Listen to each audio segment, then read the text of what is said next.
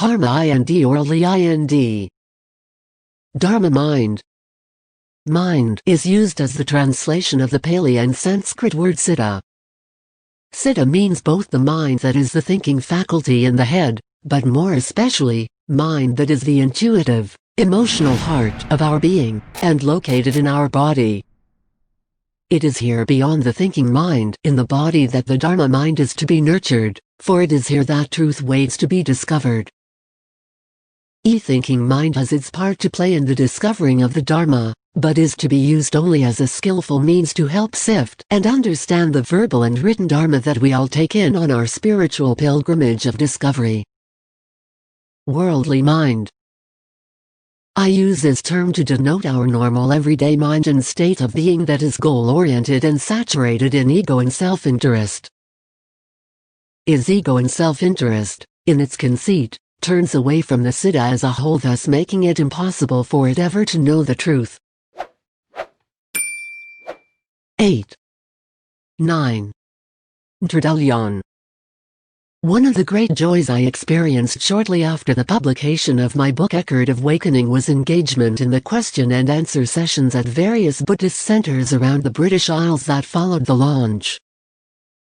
His first book was an attempt to express a deep spiritual understanding that arose in me in Sri Lanka in 1981, though I only wrote the first draft some 8 years later, in 1989, while living in London.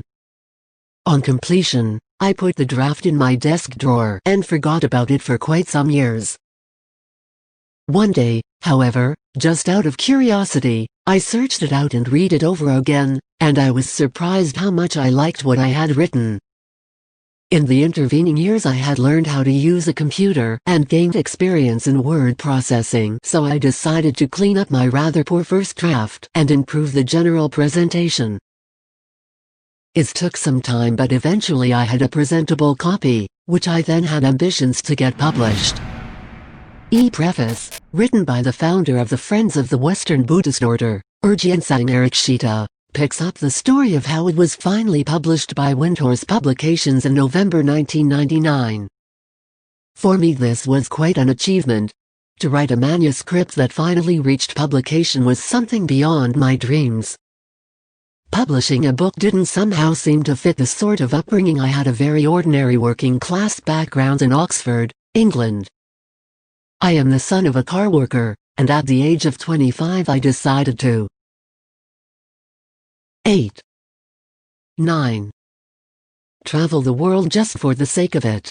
It was while leading a quite hedonistic existence in Sydney, Australia, that I found Buddhism through books.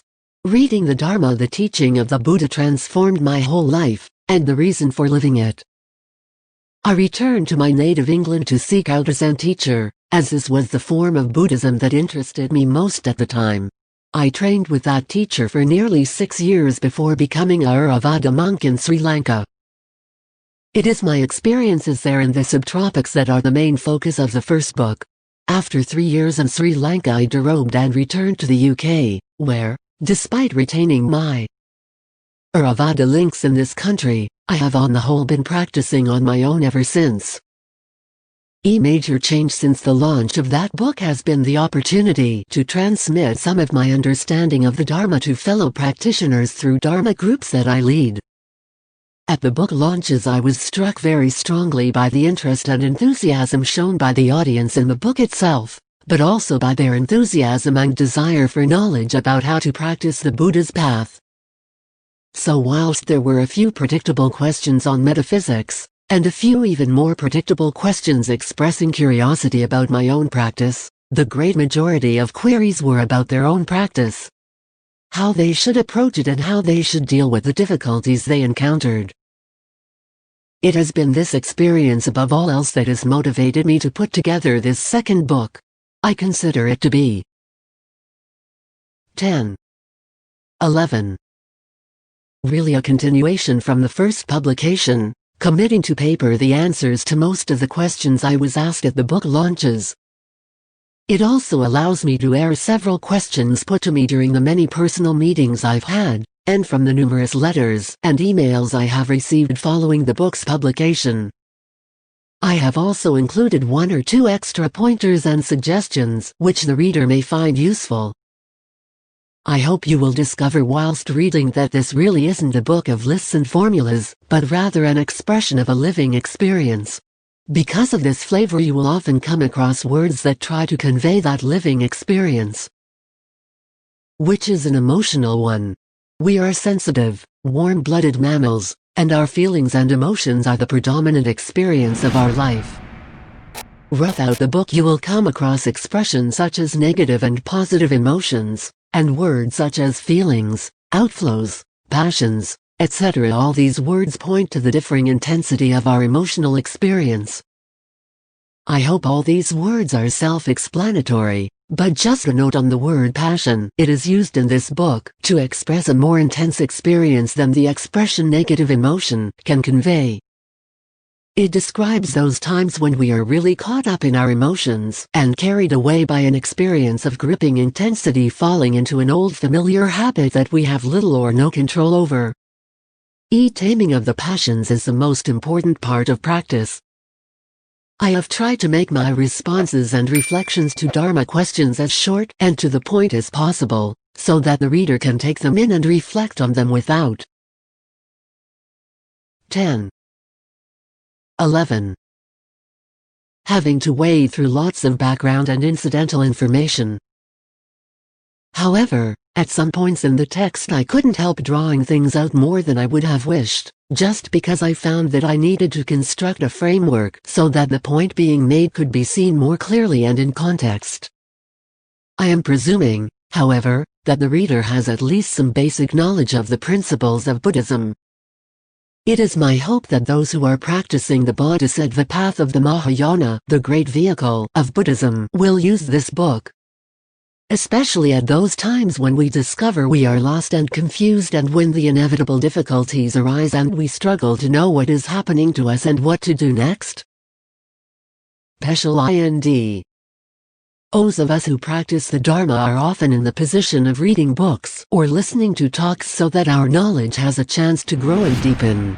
But do we really know how to open to the Dharma during these times? It does take a special type of mind, not the one we would normally employ while accumulating more worldly knowledge. Our usual way of absorbing knowledge and trying to understand something is accompanied by a process of sifting thoughts and notions that are based on established assumptions and knowledge that we already have.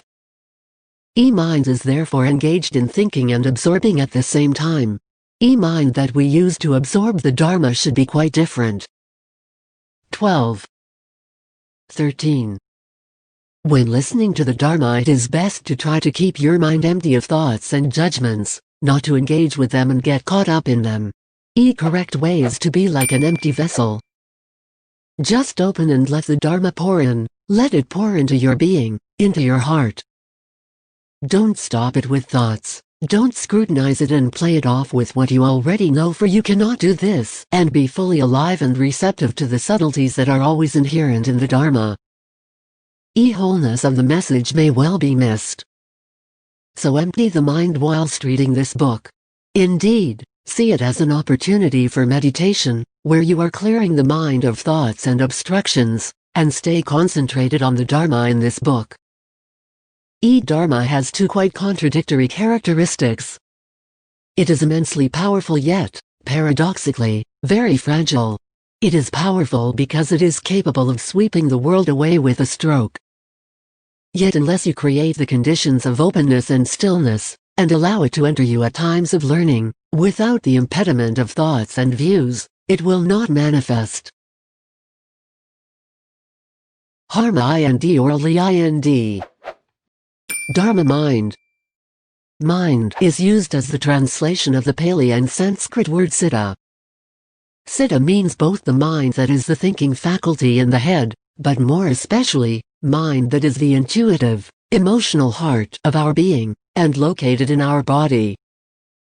It is here beyond the thinking mind in the body that the Dharma mind is to be nurtured, for it is here that truth waits to be discovered. E-thinking mind has its part to play in the discovering of the Dharma, but is to be used only as a skillful means to help sift and understand the verbal and written Dharma that we all take in on our spiritual pilgrimage of discovery. Worldly mind. I use this term to denote our normal everyday mind and state of being that is goal-oriented and saturated in ego and self-interest. Is ego and self-interest, in its conceit, turns away from the Siddha as a whole, thus making it impossible for it ever to know the truth. 8. 9. Tradition. One of the great joys I experienced shortly after the publication of my book Record of Awakening was engagement in the question and answer sessions at various Buddhist centers around the British Isles that followed the launch.